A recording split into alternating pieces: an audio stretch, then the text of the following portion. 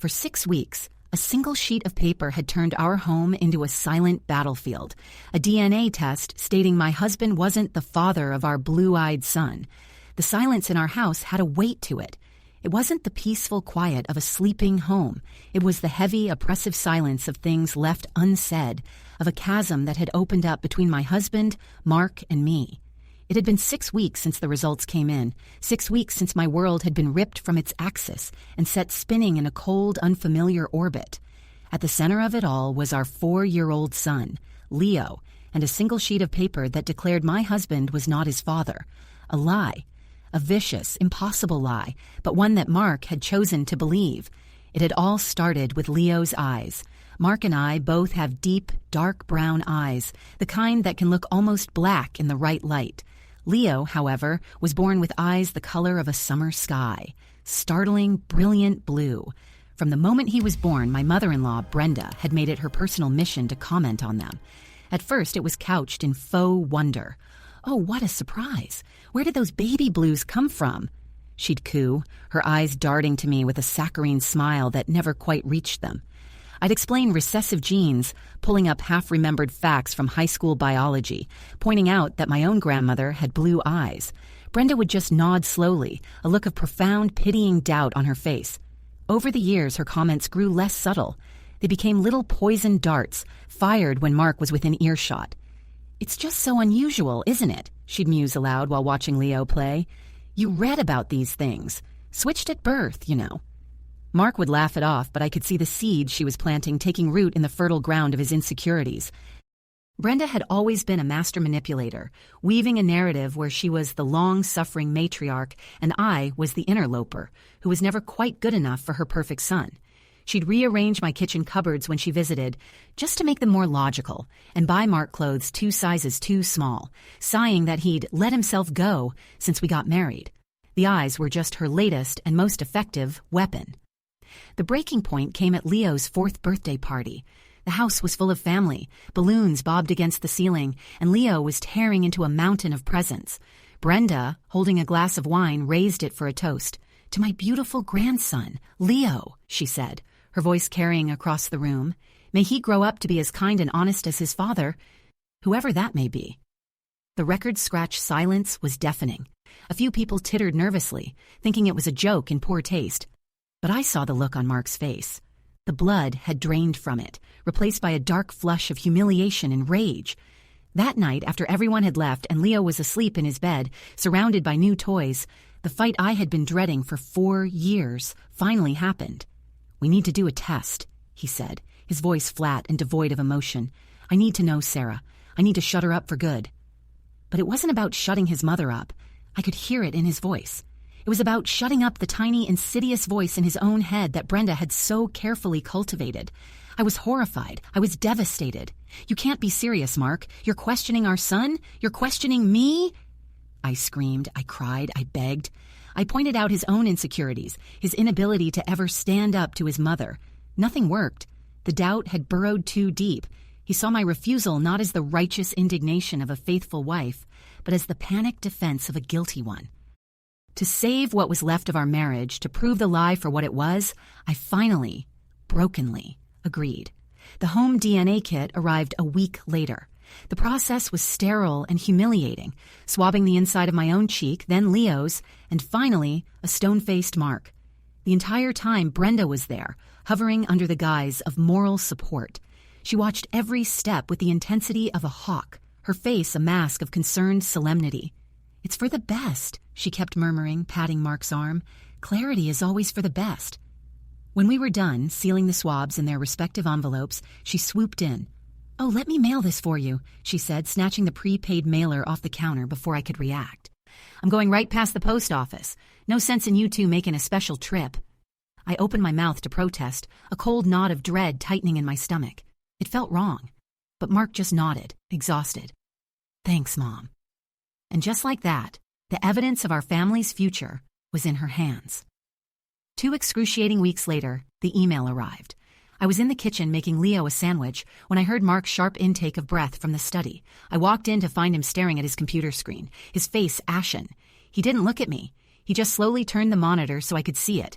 The report from Precision Labs was stark and clinical, and at the bottom, next to Mark's name, was the conclusion, probability of paternity, 0%.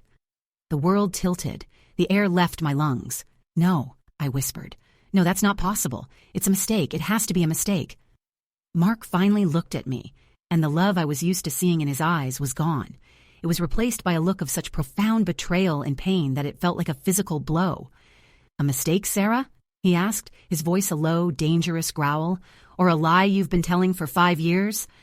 That was the beginning of the end. Or so I thought. Mark moved into the guest room. He stopped kissing me, stopped touching me.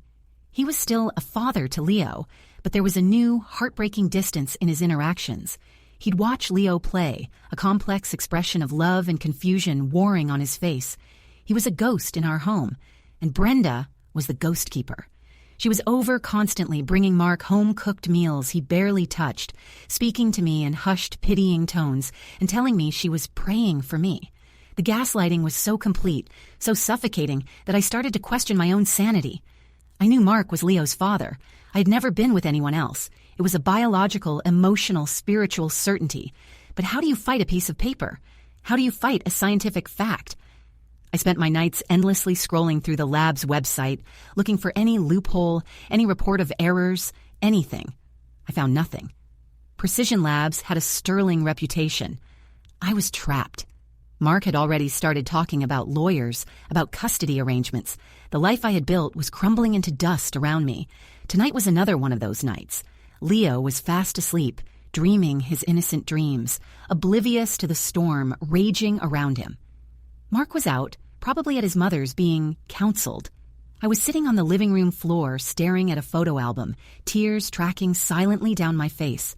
A picture of Mark in the hospital, holding a tiny blue-eyed Leo for the first time, his face radiant with a joy so pure it hurt to look at. The landline, a phone we rarely used, suddenly rang, its shrill noise jarring the heavy silence. I almost ignored it. It was probably a telemarketer, but something made me get up and walk over to it. I picked up the receiver. "Hello?" "Hello, am I speaking with Mrs. Sarah Miller?" a man's voice asked.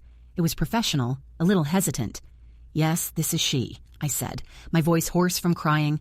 There was a pause, the sound of papers shuffling on the other end. "Ma'am, my name is Dr. Evans. I'm the head of quality control at Precision Labs." My heart stopped. I gripped the phone tighter, my knuckles turning white. "I'm calling in reference to a paternity test processed for a minor, Leo Miller, approximately 6 weeks ago," he continued, his tone becoming graver. "Mrs. Miller, we have a problem. We have a very serious discrepancy with the samples we received." A problem? A discrepancy? The words echoed in the hollow space inside my chest. For 6 weeks, I had been screaming into a void that there was a mistake, and now the lab itself was telling me I was right. A hysterical, giddy laugh almost bubbled up, but I choked it down, my hand gripping the receiver so tightly my fingers ached. What kind of discrepancy?" I managed to stammer, my voice a thin, reedy thing. "Well, this is highly unorthodox, Mrs. Miller," Dr. Evans said, his voice low and serious. "I shouldn't even be making this call, but given the circumstances, I felt a professional and ethical obligation. Our quality control protocols are rigorous. When we get a 0% probability result on a home kit, we often run a secondary panel on the samples, just to rule out things like contamination or sample degradation." I held my breath, my entire world hanging on this stranger's next words. "The sample provided for the child, Leo, was a perfect match with your sample, the designated mother." "That's not the issue. The issue," he paused, and I could hear him take a deep breath, "is the sample submitted under the name Mark Miller. It was, as the report stated, not a paternal match for Leo. That is factually correct." My heart plummeted back to the floor. Then what's the problem?" I whispered, the flicker of hope threatening to extinguish. "If it's correct, it's correct." "It's correct that sample is not the father," Dr. Evans clarified, emphasizing the words, "but the secondary panel we ran showed something else." something we've only seen a handful of times. The DNA in the Mark Miller sample, while not a paternal match, is without question a close biological match to the child. It shares enough unique genetic markers to indicate a first-degree relative. Specifically, our analysis shows a probability of over 99.8% that the man whose sample we tested is the child's biological uncle. Uncle. The word hung in the air, electric and terrifying. Mark has only one sibling, his younger brother, David. My mind reeled trying to process the implication. David? No, it was impossible. David lived 3 states away. He and his wife had just had a baby of their own. We saw them maybe twice a year. The idea was so preposterous, so utterly insane, that I couldn't even form a coherent thought. An uncle? I said, my voice barely audible. My husband's brother? Does your husband have a brother? Dr. Evans asked, his tone now that of a careful investigator. Yes, David. Mrs. Miller, this is the part where I am breaking several internal protocols, he said, his voice dropping even lower. But I believe a potential fraud has been committed using our services, and I cannot, in good conscience, let it stand. Because of the unusual avuncular match, I authorized a search of our anonymized client database for the Mark Miller sample profile. We got a hit. A sample with an identical genetic profile was submitted to our lab 13 months ago for a different paternity case. The name on that file was David Miller. The room spun. I leaned against the wall, the cool plaster the only thing keeping me upright. David had gone through a messy patch with his now wife before they got married, a paternity scare. I'd forgotten all about it, but Brenda hadn't. Brenda, who had been furious at David's girlfriend, who had kept the test kit results in her important documents folder just in case. Brenda, who had hovered over us as we took our own samples. Brenda, who had snatched the mailer from my hands. It wasn't a mistake. It was a plan, a deliberate, cruel, and meticulously orchestrated sabotage. She had taken an old swab from David's test kit and submitted it as Mark's. She knew it wouldn't match. She knew it would destroy me. The sheer diabolical wickedness of it stole my breath. All the little cuts, the constant undermining, the poison she'd dripped into her son's ear for years, it had all been leading to this. This was her masterpiece. She swapped them, I whispered, the realization hitting me with the force of a physical blow. His mother. She mailed the kit. She must have swapped the swabs. There was a heavy silence on the other end of the line. That would be our conclusion as well, Dr. Evans said finally. Mrs. Miller, I am legally and ethically obligated to issue a formal addendum to your case file, invalidating the initial report due to sample tampering. It will be sent via certified mail to the address on file within 24 hours. It will state the facts as I've laid them out to you. But I need you to understand, this moves the situation into a different realm. This is evidence of deliberate deception, fraud. Fraud. The word sounded so small compared to the magnitude of what she had done. She hadn't just committed fraud. She had tried to shatter a family. She had tried to sever the bond between a father and son.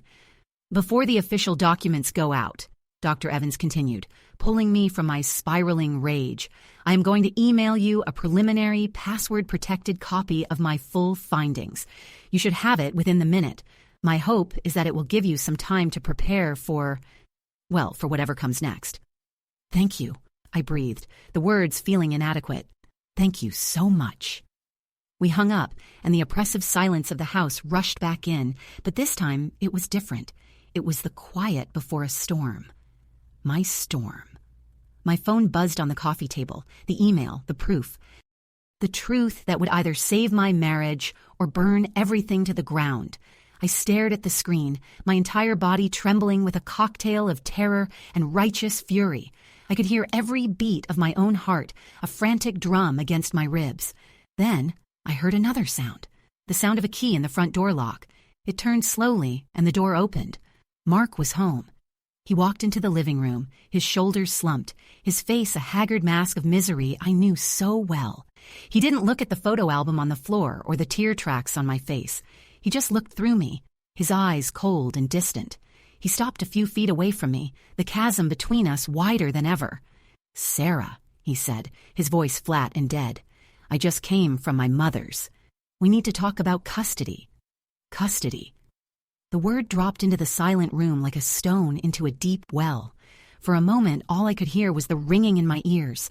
He stood there, my husband, the man I had loved for a decade, talking about dividing up our child's life as if he were an asset in a corporate merger, all because he'd chosen to believe the poison his mother had fed him. A wave of fury, so pure and so hot it almost made me dizzy, washed over me, burning away the tears and the grief of the past 6 weeks. In its place, something cold and hard and sharp began to form. "Custody?" I repeated, my voice dangerously quiet. I didn't get up from the floor. I made him look down on me, surrounded by the photographic evidence of the life we had built, the life he was so ready to detonate. "You want to talk about custody of the son you're so convinced isn't yours? What's the matter, Mark? A sudden pang of conscience? Or did Brenda suggest it would look better in court if you made a show of being the benevolent, wronged man?" He flinched as if I'd slapped him. "That's not fair, Sarah. This isn't easy for me either. I love Leo." "Do you?" I shot back, finally pushing myself to my feet. I felt a strange power surge through me, the power of knowing the truth. "Do you love him, or do you just love the idea of him? Because a man who loves his son doesn't let his mother whisper doubts into his ear for 4 years. A man who loves his son believes his wife. A man who loves his son trusts his own heart, not a piece of paper that was delivered into his life by a snake." "It wasn't a snake, it was a lab," he yelled, his composure finally cracking. "It was science. What am I supposed to do, Sarah? Just ignore it? Live the rest of my life wondering? My mother was just worried about me." "Oh, she was worried, all right," I said, a bitter laugh escaping my lips. I took a step closer to him, then another, until I was standing right in front of him, forcing him to meet my gaze. "She was worried that her little plan might not work. She was worried that you might actually have a backbone and tell her to go to hell.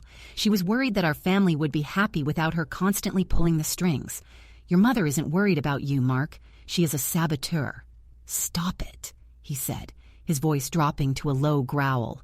"Don't you dare talk about my mother like that. She's been holding me together through this." "Has she?" I asked, my voice dripping with ice. "Or has she been hammering the nails into our coffin, the one she built for us?" I held up my phone, the screen glowing in the dim light. "You want to believe in science, Mark?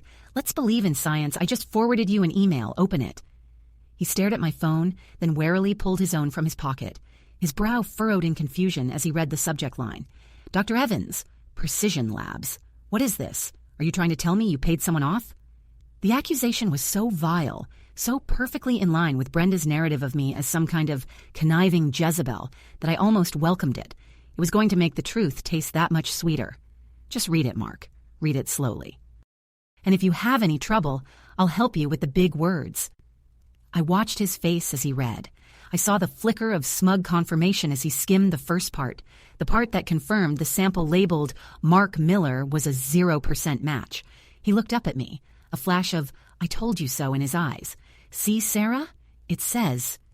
"Keep reading," I commanded, my voice like steel.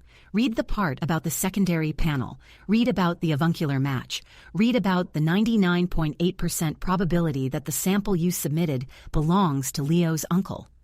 The color drained from his face. His eyes darted back and forth across the screen, reading and rereading the words, his mind clearly struggling to comprehend the paradigm shift. "Uncle? What does that mean?" "It means exactly what it says, Mark. And if you read the last paragraph, the one about their internal database search, it will tell you exactly which uncle. It will tell you that the DNA submitted with your name on the label was a perfect match to a sample submitted 13 months ago, a sample submitted by David Miller." He stumbled back, his phone clattering to the floor.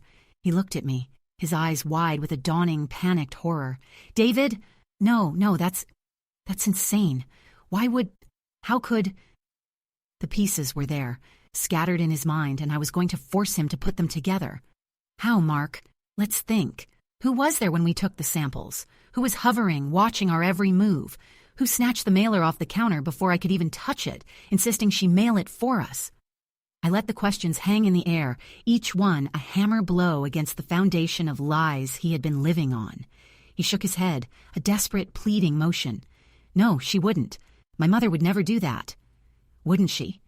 I stalked over to the photo album and picked up the picture of him holding Leo in the hospital. I held it up in front of his face. "Wouldn't the woman who has commented on our son's blue eyes every single day of his life do that? Wouldn't the woman who made a toast at his birthday party about his real father do that? Wouldn't the woman who has been trying to break us up since the day we got engaged do exactly that? She knew she had David's old sample. She saw her chance, and she took it. She tried to steal your son from you, Mark, and you let her. You held the door open and thanked her for it. He stared at the photo, then at my face, his own a twisted canvas of confusion, disbelief, and a terrifying flicker of comprehension. The world he knew, the one where his mother was a saint and his wife was a liar, was shattering around him. He looked like a man drowning. He squeezed his eyes shut, his hands coming up to grip his hair. "No," he whispered, more to himself than to me. "No." Then his eyes snapped open. They were wild, filled with a frantic, desperate energy. He wasn't looking at me anymore. He was looking through me, towards the door. Without another word, he spun around, scooped his car keys off the hall table, and yanked the front door open. "Mark, where are you going?" I yelled, my heart suddenly pounding with a new kind of fear. He turned to look at me, his face pale and set like stone. "I'm going to my mother's," he said, his voice raw with an emotion I couldn't decipher. "I'm going to ask her myself." The sound of Mark's car peeling out of the driveway was like the starting pistol for a race I didn't know how to run. He was gone to confront the dragon in her own lair, armed with a truth so sharp it was bound to draw blood. My first instinct was to run after him, to stop him, to tell him this wasn't the way. A confrontation born of rage and confusion would only lead to more chaos. Brenda was a master of turning things around, of playing the victim. She would twist his words, feign a heart attack, gaslight him until he was questioning his own sanity again.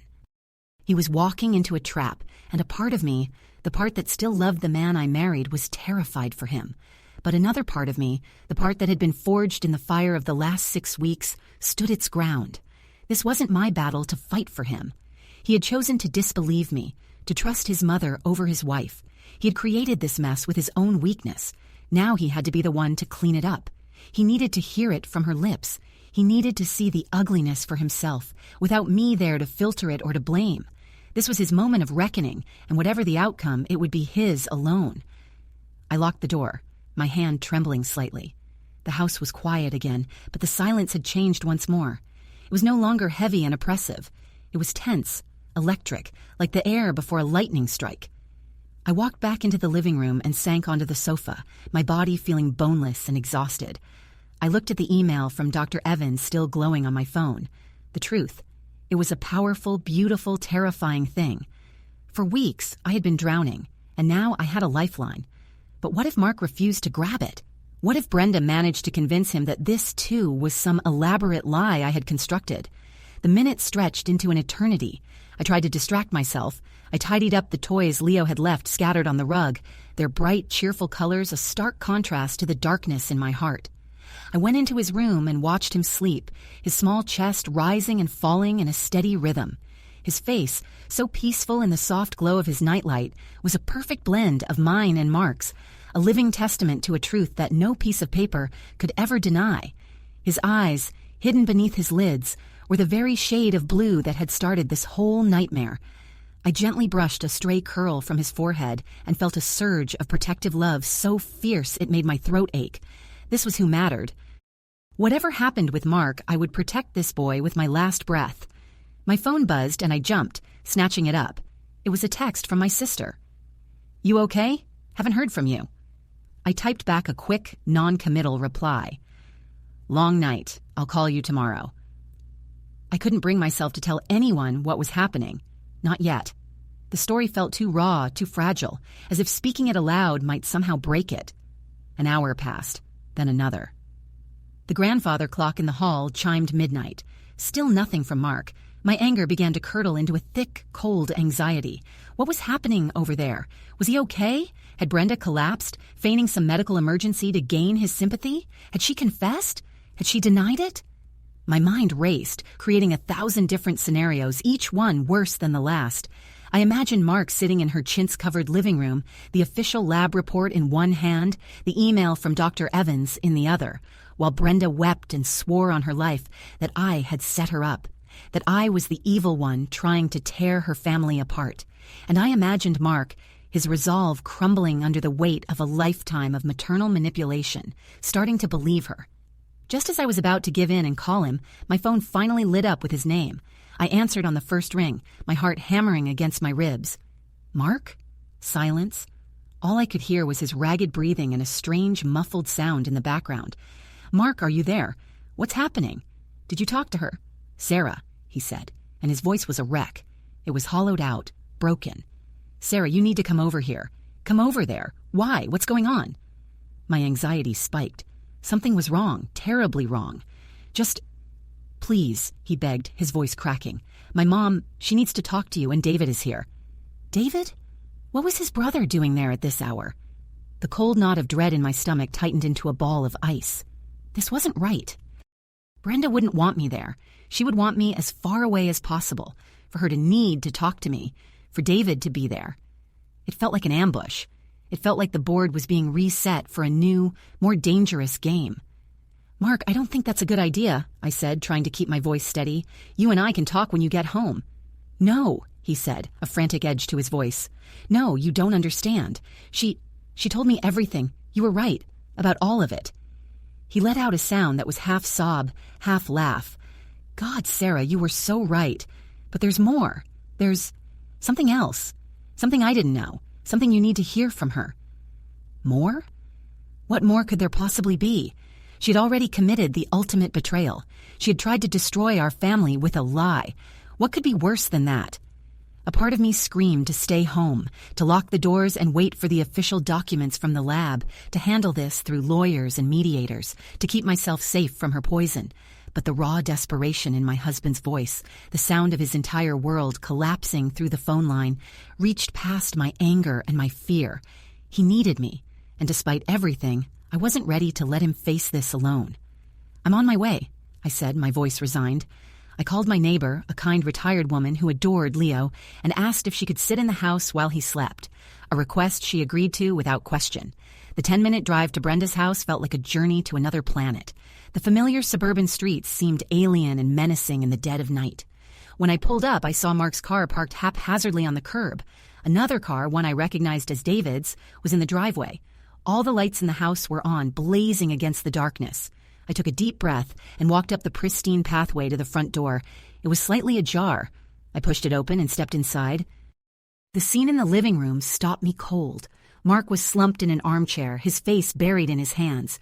David was standing by the fireplace, his arms crossed, his expression a mixture of anger and bewilderment. And Brenda. Brenda was sitting perfectly upright on her floral sofa, her hands folded neatly in her lap. There were no tears.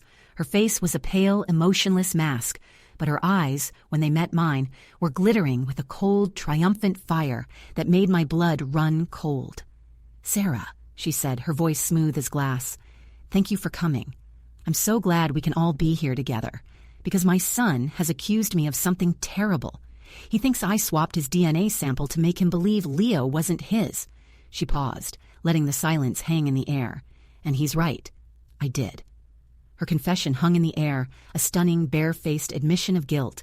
There was no remorse in her voice, no hint of shame. She stated it as a simple fact, like she was commenting on the weather. I stared at her, my mind struggling to process the audacity. This wasn't the scene I had imagined. No hysterical denials, no crocodile tears. This was something far more chilling. This was the calm of a predator who knows the trap has been sprung. Mark lifted his head from his hands. His face was a mess of tear tracks and disbelief. "Mom, why?" he whispered, his voice cracking. "Just tell me why." Brenda turned her cold gaze from me to him. A small, sad smile touched her lips.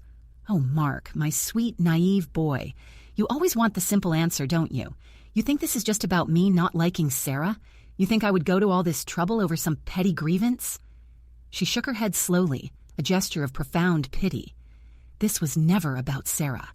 This was about you. It was about protecting you. And it was about protecting this family's legacy." "Legacy?" David scoffed from his place by the fireplace, speaking for the first time. "What legacy? Dad sold auto parts.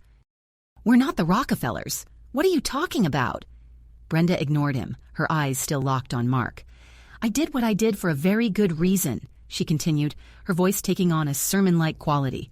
"I switched the samples because I knew with absolute certainty that you were not Leo's father. I knew it the moment he was born with those eyes. I knew it in my bones." I couldn't stay silent any longer. "That's insane," I burst out, taking a step into the room. "You knew nothing. You had a hateful suspicion and you manufactured evidence to support it. The lab already confirmed they made a mistake, that the sample was tampered with. It's over, Brenda." "Oh, it's far from over, dear," she replied, her smile widening. "And the lab didn't make a mistake. The results they gave were perfectly accurate. The DNA I submitted under Mark's name showed a 0% chance of paternity, and that result is the God's honest truth." My blood ran cold. Mark looked from his mother to me, his expression a mask of utter confusion. "Mom, what are you saying? You just admitted you swapped the sample with David's." "Yes, I did," she confirmed calmly. "I used David's sample because I needed one that I knew for a fact would not match Leo's. It was the quickest way to get the result I needed, the result that would open your eyes." A dizzying, nauseating feeling washed over me. This was a labyrinth of lies, and every door I opened just led to another twisted corridor. "What are you talking about?" I demanded. "You're not making any sense. Are you admitting you faked the test or not?" Brenda finally stood up. She smoothed the front of her silk blouse and walked over to a heavy, ornate secretary desk in the corner of the room. She unlocked a small drawer with a key from her pocket and pulled out a thick, cream-colored envelope. It looked old, the corners slightly softened with age. She walked back to the center of the room and held it out. Not to Mark, but to me. "I think it's time you saw the real truth, Sarah," she said, her voice dropping to a conspiratorial whisper. "The truth I've been carrying for almost 35 years. I stared at the envelope, then at her face. I didn't want to take it. I felt like it was a viper she was trying to hand me. Mark got to his feet and stood beside me, his presence a shaky, uncertain shield. "Mom, what is that?" he asked, his voice trembling. "It's a letter," Brenda said simply. "From your father." Mark froze. His father had died in a car accident when Mark was just a baby. He had no memory of him, only the carefully curated stories and photographs Brenda had surrounded him with. He was a sainted figure, a ghost who loomed large over their lives. With a shaking hand, Mark took the envelope from her. His name was written on the front in a faded, unfamiliar script. He fumbled with the seal, his fingers clumsy with shock. He pulled out several folded sheets of stationery and began to read. I watched his face, my own heart pounding in my chest. I saw his eyes scan the first page, his brow furrowed in confusion. Then his eyes widened, and a sharp, audible gasp escaped his lips. He stumbled back, his hand flying to his mouth as if to stifle a cry. He looked from the letter to Brenda, his face a kaleidoscope of horror, betrayal, and a gut-wrenching, soul-deep pain I had never seen before. "No," he whispered, shaking his head violently. "No, this is a lie. This has to be a lie." "What is it?" David demanded, rushing to his brother's side and taking the letter from his limp grasp. David's eyes flew across the page, and his own reaction was just as visceral. His jaw went slack, and he stared at his mother as if he'd never seen her before. "My God, Mom, all these years, you knew? You knew all these years, and you never said anything?" "What?" I cried out, the suspense becoming unbearable. "What does it say?" Brenda looked at me, and the triumphant glint in her eyes was blazing now. It was a look of absolute victory. "It says that the man you married, the man who raised him, Robert Miller, was not Mark's biological father," she said, her voice ringing with vindication. "Mark was the product of a brief, regrettable affair I had before Robert and I were married. He knew, of course. He was a good man. He raised Mark as his own, loved him as his own, but he was not his flesh and blood." The room tilted on its axis. Mark wasn't a Miller. The foundation of his entire identity, the legacy she claimed to be protecting, was a lie she had constructed. "And his eyes," Brenda continued, her voice rising with a frantic, feverish energy. "That's the part you'll find most interesting, Sarah. Mark's biological father, my little secret, had the most beautiful, brilliant blue eyes you've ever seen. The same eyes that your son has. The same eyes that I knew, from the moment I saw them, could not possibly have come from you and the man I raised. You see, Sarah, I didn't lie to destroy your family. I lied to reveal the truth about your lie. Leo is not Mark's son because Mark is not a Miller. Leo is Mark's son because his real grandfather had blue eyes. And that, my dear, means only one thing." She took a deep, theatrical breath, letting the moment hang, savoring it. She pointed a perfectly manicured finger at me, her face alight with a terrible, righteous fury. "It means Leo's father has to be your husband's brother." The accusation landed in the supercharged silence of the room with the force of a bomb. Every molecule of air seemed to vibrate with the sheer, poisonous insanity of her words. "Leo's father has to be your husband's brother." The world didn't just tilt, it shattered into a million razor-sharp fragments. My gaze snapped from Brenda's ecstatic, malevolent face to David. He was staring at her, his own face a mask of pale, stunned horror, the letter crushed in his fist. Then my eyes found Mark. He was looking at me, his expression unreadable, hollowed out by one cataclysmic revelation, only to be faced with another, even more monstrous one. "No," I whispered, the word a pathetic puff of air against the tidal wave of her madness. "No." I turned back to Brenda, a hysterical laugh bubbling in my throat. "Are you insane? Are you actually medically insane? That is the most twisted, disgusting thing I have ever heard." "Is it?" Brenda countered, her voice dangerously calm. "Let's look at the facts. Science, as your husband likes to say. Fact 1. Mark is not Robert Miller's son. His biological father had blue eyes. Fact 2. David is Robert Miller's son. He carries the Miller family's brown-eyed genes. Fact 3. Your son, Leo, has blue eyes. You claim your grandmother had them, a convenient, unverifiable story. But we have a much more direct genetic link right here in this room." She gestured grandly towards Mark. "Leo has his real grandfather's eyes, passed down through Mark. That's a lovely thought, isn't it?"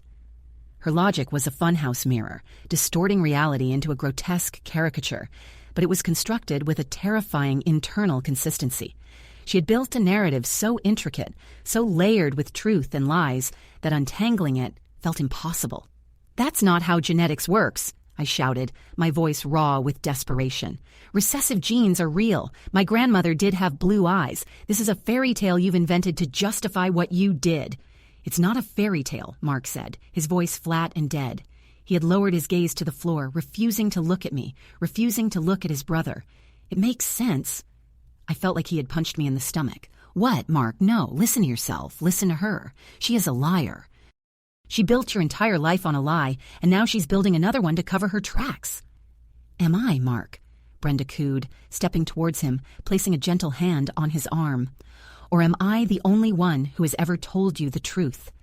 I kept this secret to protect you, to give you the name and the legacy of a good man. But when I saw history repeating itself, when I saw another woman bringing a child with another man's eyes into this family, I knew I couldn't stay silent. I had to protect you from the same pain, the same shame." It was a masterful performance. In one fell swoop, she had transformed herself from the villain into the tragic, long-suffering protector. She wasn't a saboteur. She was a Cassandra, cursed to see the truth that no one else would believe. And Mark, reeling from the obliteration of his own identity, was starting to believe her. His doubt was a palpable thing in the room, a cold fog rolling in to choke me. "This is insane," David finally choked out, finding his voice. He took a step towards Mark, his hands raised in a gesture of pleading. "Mark, look at me. Look at Sarah. You know this isn't true. For God's sake, I love my wife. We have a daughter. I would never, ever do that to you. To either of you." "Wouldn't you?" Brenda purred, rounding on her younger son. "You've always been a little jealous of Mark, haven't you? The older brother, the one who got all the attention. And Sarah, she's a beautiful woman. Are you telling me you were never tempted?" "Stop it!" David roared, his face flushing with rage. "You are a sick, twisted woman. You're trying to burn everything to the ground just to save yourself." The room descended into chaos. David and Brenda were shouting. Mark was standing like a statue, lost in his own private hell, and I was on the outside, watching my life become a daytime television drama. I felt a strange sense of detachment, as if I were floating above the scene. Brenda's plan was diabolical in its genius. By revealing the secret of Mark's paternity, she had preemptively destroyed his trust. How could he believe anything anyone told him now? His whole life was a lie. Why should this be any different? She had seeded a doubt so profound that it could never be fully erased.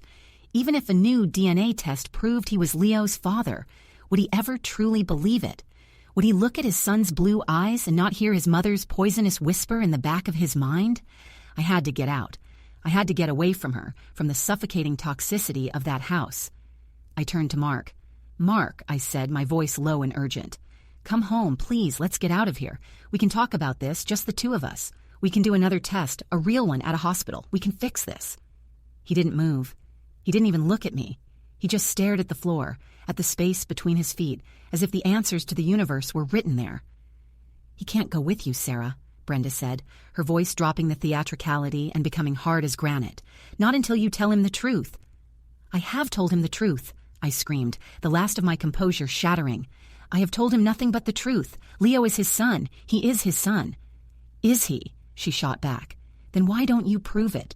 Why don't you swear on your son's life right here, right now, that you never, not once, slept with David?" The demand was so outrageous, so demeaning that I recoiled. I'm not going to dignify that with an answer. "See," Brenda said, turning to Mark with a triumphant smirk. "She won't deny it." "Mark," I pleaded, tears finally breaking free and streaming down my face. "Don't do this. Don't let her win. Look at me." Slowly, agonizingly, he lifted his head. He looked at David, then at his mother, and finally his broken, empty eyes landed on me. The man I loved was gone, replaced by a stranger hollowed out by betrayal. "Get out," he said, his voice a dead whisper. "What?" "Get out of this house," he repeated, his voice gaining a sliver of strength, a sliver of ice. "Just go." "Mark, no," I begged, taking a step towards him.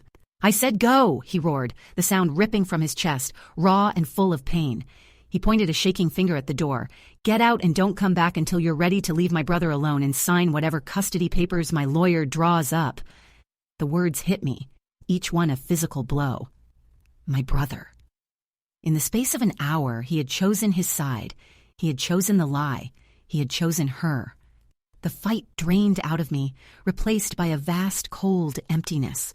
I looked at the three of them, a manipulator, a coward, and an innocent man caught in the crossfire. This wasn't a family anymore. It was a wreckage.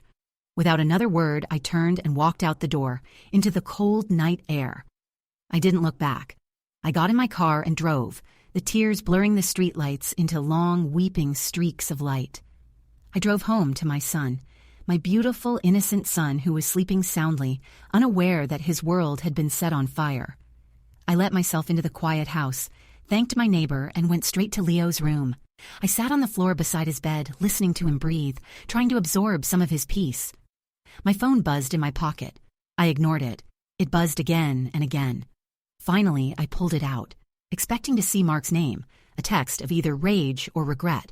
But it wasn't Mark. It was an unknown number, a call, then a text message. I opened the text, my fingers clumsy. The message was short, just a few words, but they made the blood freeze in my veins. "This is Dr. Evans from the lab. Don't speak to your husband. The police will be contacting you shortly. The sample Brenda Miller submitted under her son David's name 13 months ago, it wasn't his." It wasn't his. The 6 words on my screen were a key, unlocking a door to a room darker and more terrifying than I could have ever imagined. My mind, already reeling, struggled to grasp the implication. The sample Brenda had used to frame David, the one she kept in her important documents folder, the one that formed the foundation of her entire sick narrative, was a lie. Another lie layered on top of all the others like skins of a rotten onion.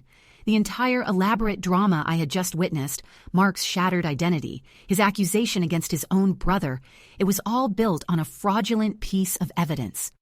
Brenda hadn't just swapped Mark's swab for David's. She had swapped it for a complete stranger's. My breath hitched. The police. Dr. Evans said the police would be calling. This had escalated beyond a family dispute, beyond a bitter mother-in-law's revenge. This was a cascade of criminal acts. Fraud, falsifying documents, perjury, if she'd signed any affidavits for David's original paternity case. Brenda hadn't just tried to ruin my life.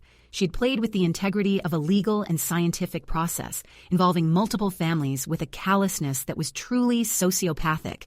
My first panicked instinct was to call Mark, to scream down the phone that he was a fool, that he had chosen to believe a fantasy spun by a criminal. But Dr. Evans's warning echoed in my head. Don't speak to your husband. Why? What did he know that I didn't? Was Mark in some kind of danger? Or was I? The thought sent a chill through me. I was alone in the house with my sleeping child, and my mother-in-law, a woman who had just proven she was capable of anything, was now a cornered animal. I locked the front and back doors, checking them twice. I slid the chain into place. I walked through the silent house, my bare feet cold on the hardwood floors, checking every window. The familiar, comforting spaces of my home now felt fragile, vulnerable. The shadows in the corners seemed to stretch and deepen. I was seeing the world through a new lens, one tainted by the knowledge of what Brenda was truly capable of. This wasn't just a controlling matriarch. This was a woman who would burn down the world to feel the warmth of the flames. I sat on the sofa, my phone clutched in my hand, and waited. The minutes crawled by. Every creak of the house settling, every rustle of leaves outside the window made me jump. I replayed the scene at Brenda's house in my mind, her cold confidence, the letter from Mark's deceased father. Was that even real? Or was it another prop in her twisted play? She had confessed to swapping the swabs so readily, so smugly. It wasn't a confession. It was a strategic move. She had offered up a lesser crime to sell a more damaging lie, a lie that would poison Mark against me and David forever. She had anticipated that the swap might be discovered, and she had built a second, more elaborate narrative to deploy when it was. She was always 3 steps ahead. Finally, my phone rang, an unfamiliar local number this time. I answered, my voice a shaky whisper. Hello? Am I speaking with Sarah Miller? A calm, professional female voice asked. Yes. Ma'am, my name is Detective Harding with the City Police Department. I'm sorry to call so late, but we've received a report from a Dr. Alistair Evans at Precision Labs regarding a potential case of felony fraud and identity theft. Your name was mentioned as the primary victim. Are you in a safe location to talk? The word victim made it real. I wasn't just a wronged wife. I was the victim of a crime. Yes, I said, my voice steadier now. I'm at home. My son is asleep. Good, she said. Dr. Evans informed us that he made you aware of the sample tampering in your husband's paternity case. Can you confirm that? Yes, he did. My mother-in-law, Brenda Miller, she admitted it tonight. She admitted to swapping the samples. There was a pause on the other end. She admitted to swapping your husband's sample with his brother David's? Yes, I said, confused. But Dr. Evans said the sample she used wasn't David's. That's correct, ma'am, Detective Harding said, her voice grave. And that's why this has become a much more serious investigation. When Dr. Evans's team ran the database search on the sample submitted in David Miller's paternity case 13 months ago, they found that the sample provided for the child in that case was also a match for the sample Brenda submitted as Mark's. The problem is, the sample provided for the father in that case, the one Brenda kept and later used, was a 0% match. David Miller was officially excluded as the father. The sample Brenda used to frame him was, in fact, the DNA of a completely unknown man. I squeezed my eyes shut, trying to follow the tangled threads. So, when David took that test, Brenda already knew he wasn't the father? But why would she fake a test to prove he wasn't the father? That's the question we're trying to answer, Mrs. Miller, the detective said. It seems your mother-in-law has a history of this. Dr. Evans was concerned enough that he authorized his team to do something unprecedented. They cross-referenced the anonymous genetic profile of the unknown man, the one Brenda submitted in David's case, and your husband's with publicly available genealogy databases. They got a hit. My heart began to pound a slow, heavy rhythm against my ribs. Ma'am, Detective Harding said, her voice softening slightly. This is going to be difficult to hear. The genetic profile is a 99.99% match for a man named Thomas O'Connell. He submitted his DNA to a genealogy site about 5 years ago, searching for biological relatives. She paused, and I knew, with a sickening certainty, what was coming next. According to his public profile, Mr. O'Connell was adopted at birth. He was born 34 years ago at St. Jude's Hospital, the same hospital where, according to state records, your husband, Mark Miller, was born. The phone slipped from my numb fingers and clattered onto the floor. I didn't need her to say the rest. I already knew.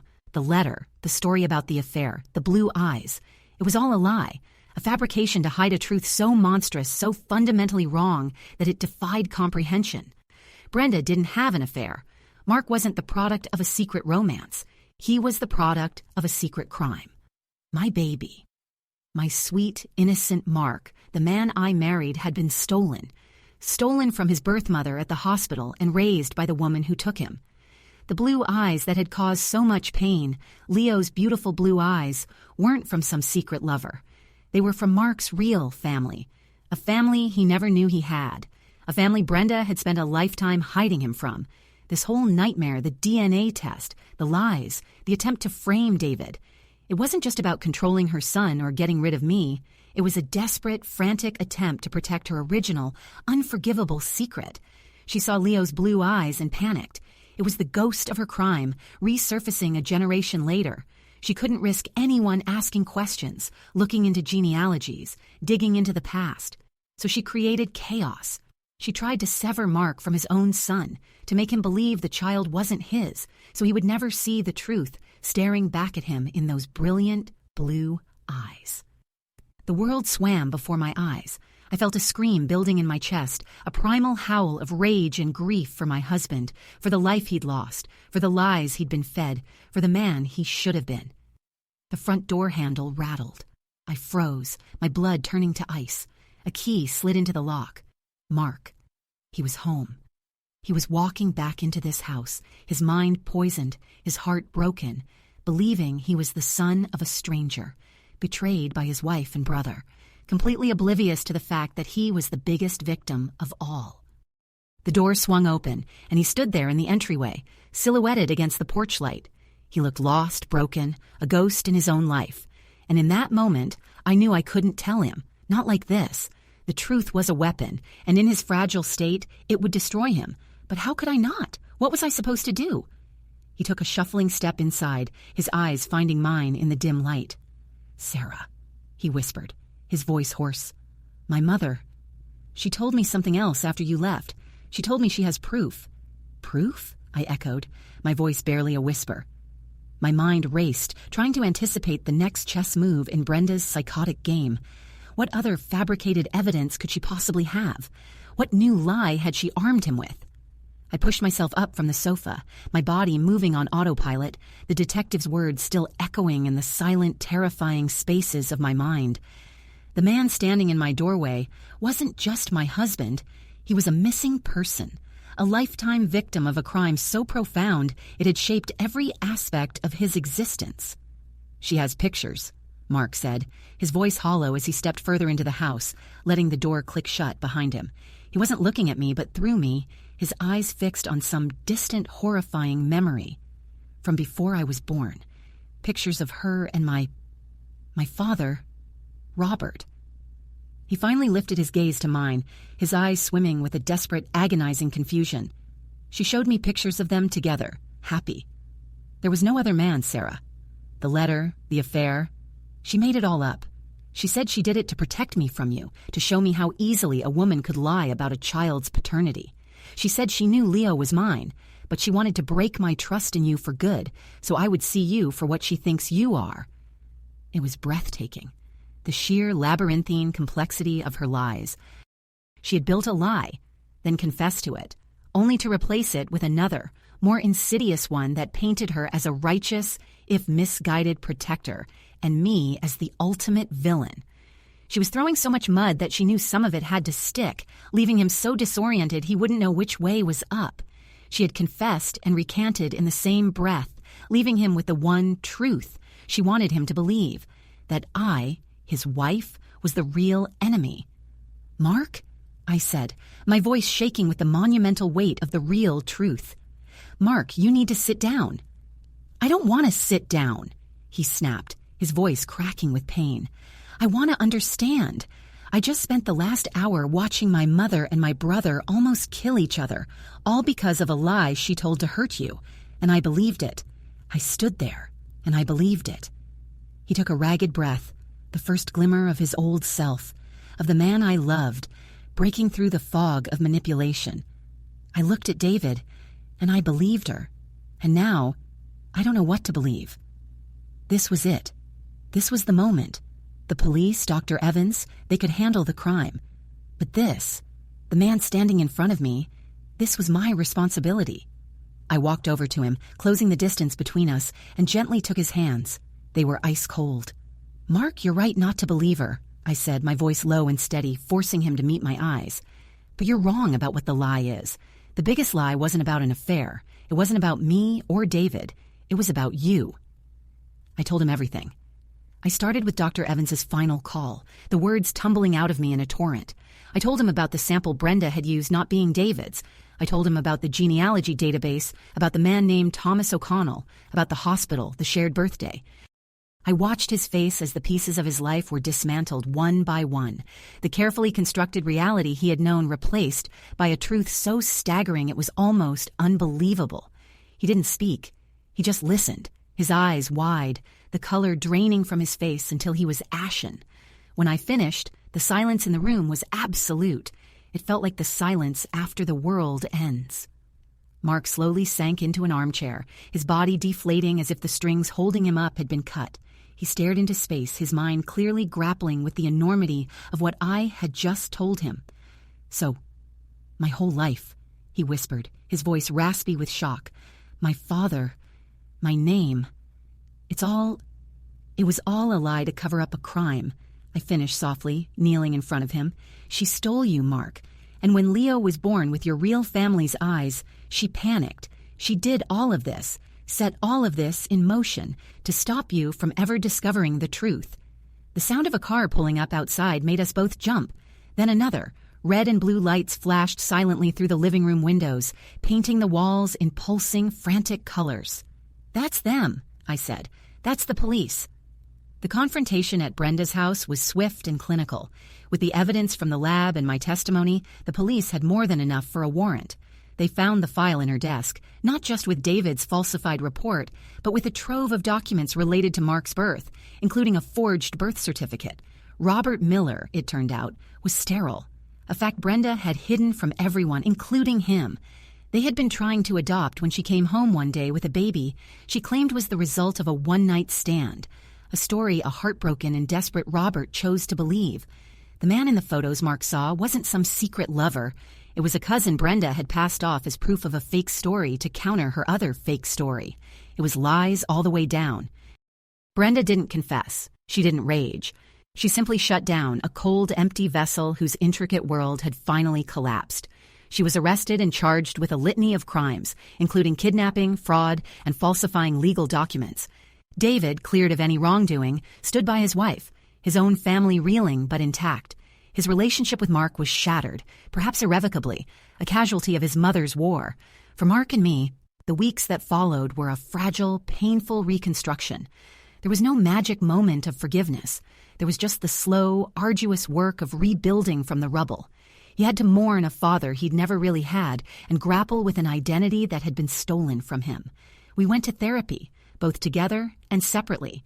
He had to learn to trust me again, and I had to learn to forgive him for his lack of faith, understanding that his entire life had been a masterclass in manipulation. 2 months later, an email arrived from an address Mark didn't recognize. It was from Thomas O'Connell. The police had informed him they'd found a close biological relative.